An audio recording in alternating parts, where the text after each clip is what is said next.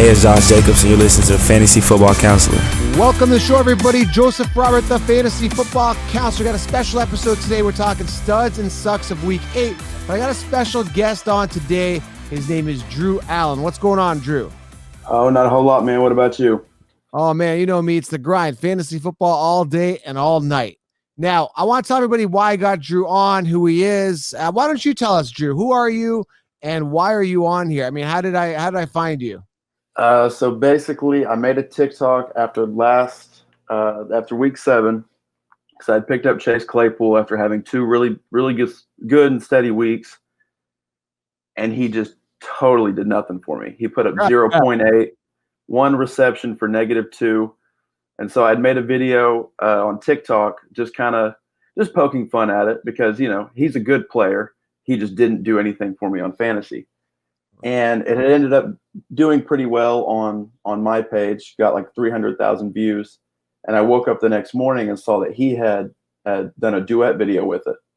And on his page, it's just running up views. You know, it's got like 4 million, ends up getting reposted by SportsCenter, by ESPN. It kind of got crazy. It is pretty crazy, and it's kind of like a surreal feeling. When I first had an athlete reply to my comments, it was years ago.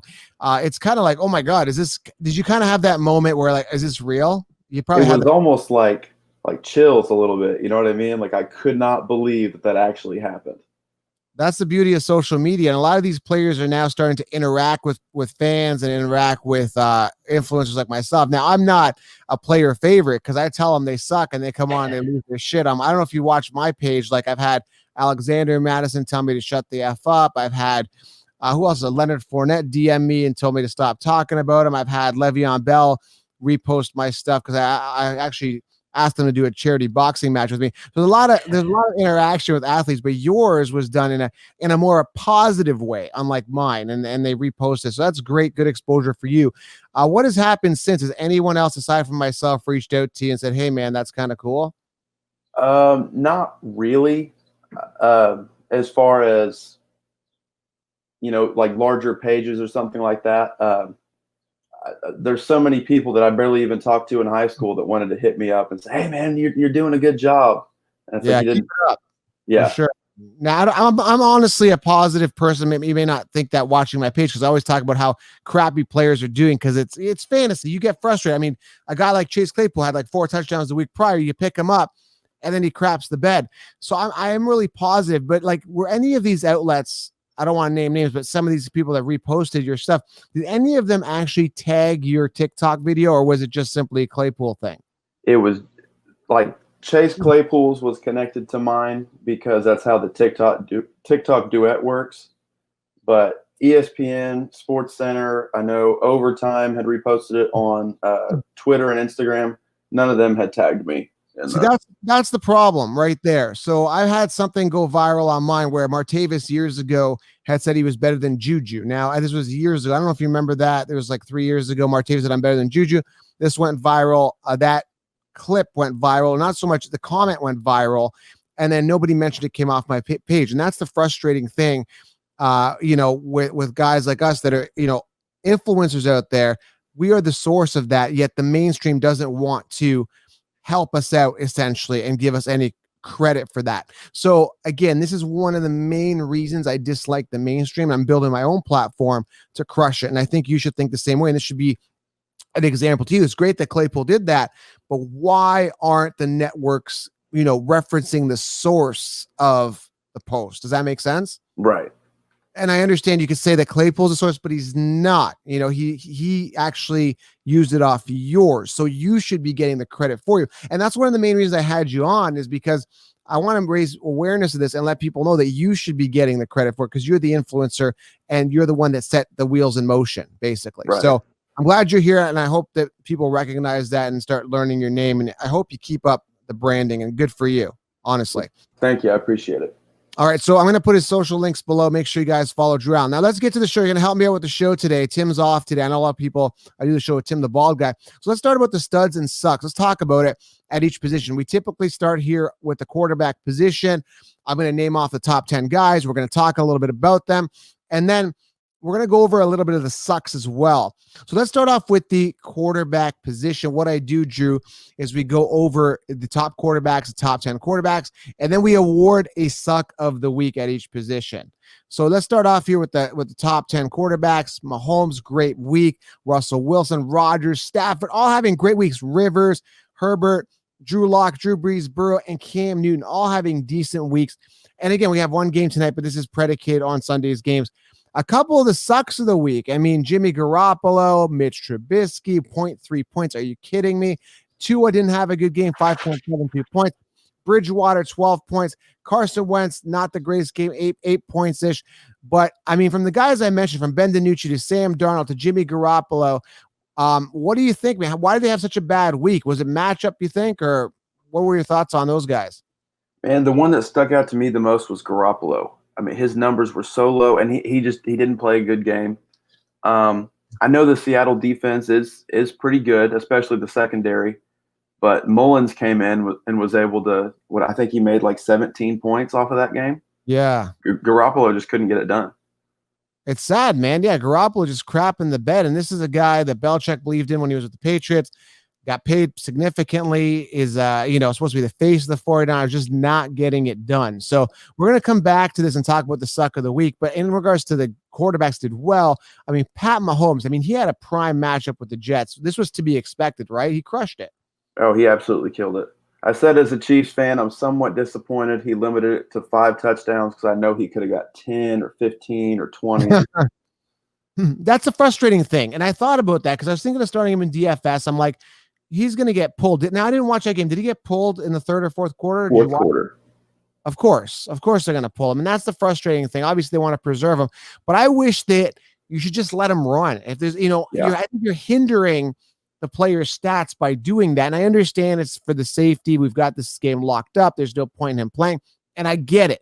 But from a statistical standpoint, if he's trying to break records, and which he probably will anyway, it just helps them pad their stats a little bit more. And I like them staying on the field. I'm sure you can probably agree with that. Absolutely. All right, moving on to wide receivers. DK Metcalf crushing it. And if you guys listen to my show, I mentioned this. It was Lockett last week. And again, this week, it's going to be different, guys. Metcalf's going to come in.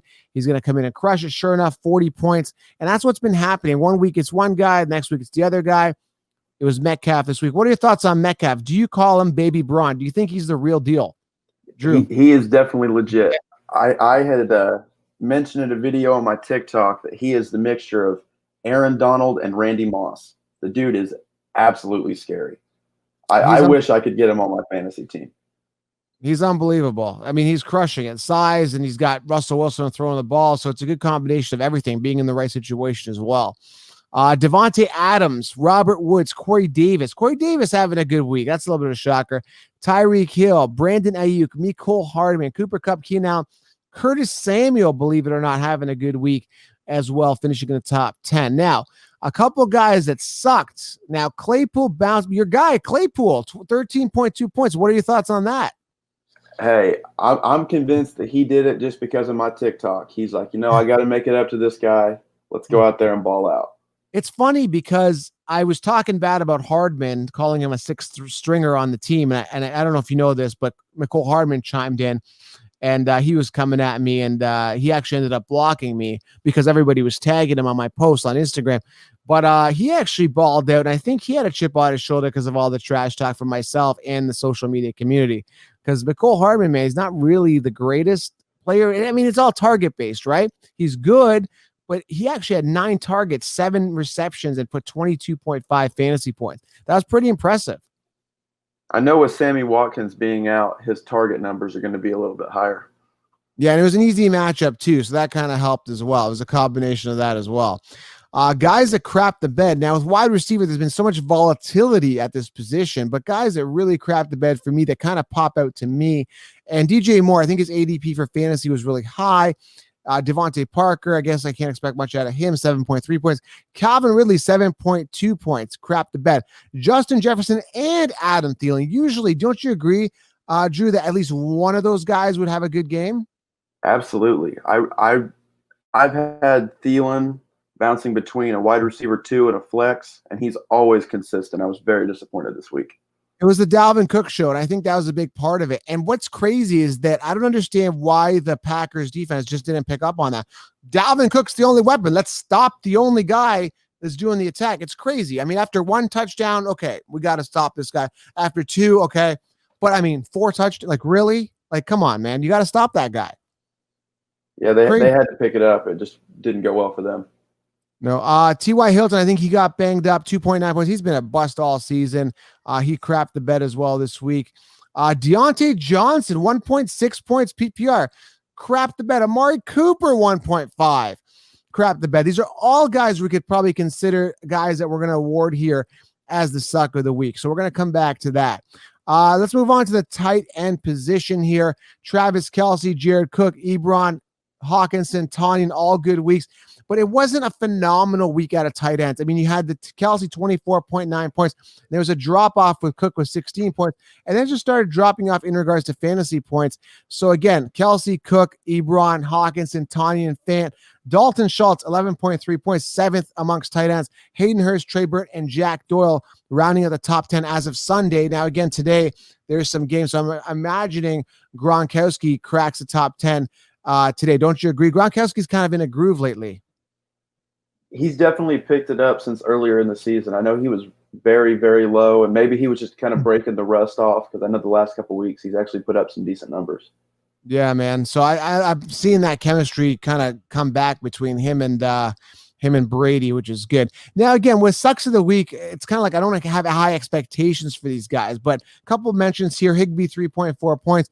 Who else? Jimmy Graham, 3.3 points. Didn't do the greatest. Geno Smith had an easy matchup, 4.9 points. And George Kittle, 5.9 points. Mark Andrews, an honorable mention as a guy that sucked this week, 6.2 points. I mean, I would say these guys should be performing. Don't you, Drew? I mean, guys like Kittle, guys like that. Absolutely.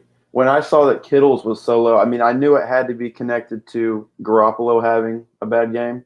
Right. But it was very disappointing. If you have Kittle, you most likely drafted him very, very early, and it's just going to be very disappointing. Absolutely. I mean, these guys should be stepping up, but tight end, very, very disappointing. All right, let's move on to the running back. I mean, let's talk about Dalvin Cook. I mean, unbelievable. 3 rushing touchdowns, 1 receiving touchdown, 163 yards, 5.4 yards per carry on 30 attempts. Unbelievable. 48 points, 47 points. Listen, the bottom line is the guy's an amazing talent, but the problem with him is injury.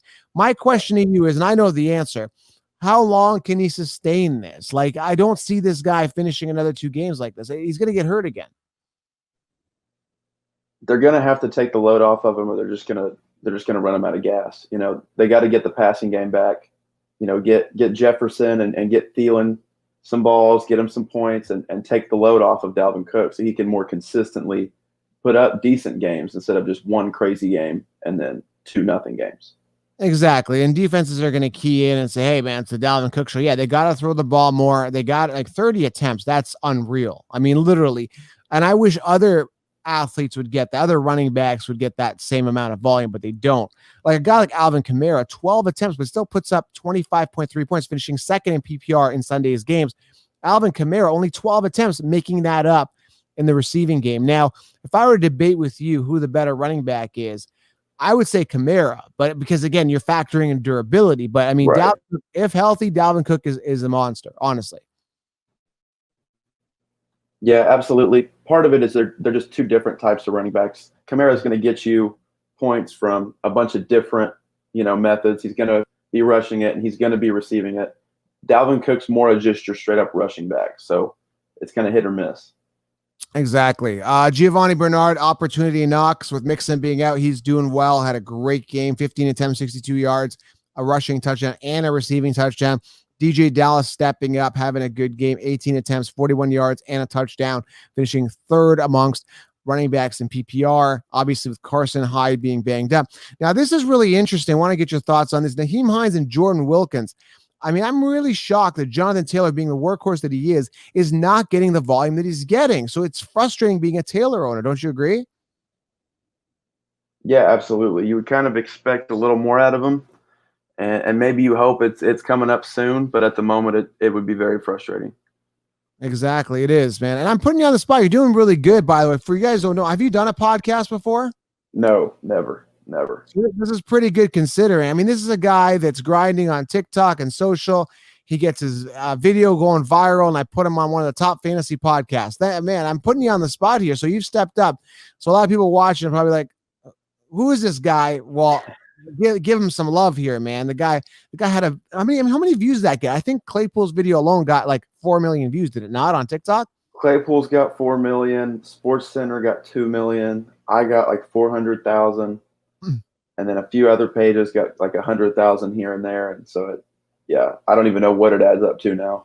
That's crazy. And that's why maybe you start your own podcast. You should, maybe. You should. I think you should get on that. I encourage it.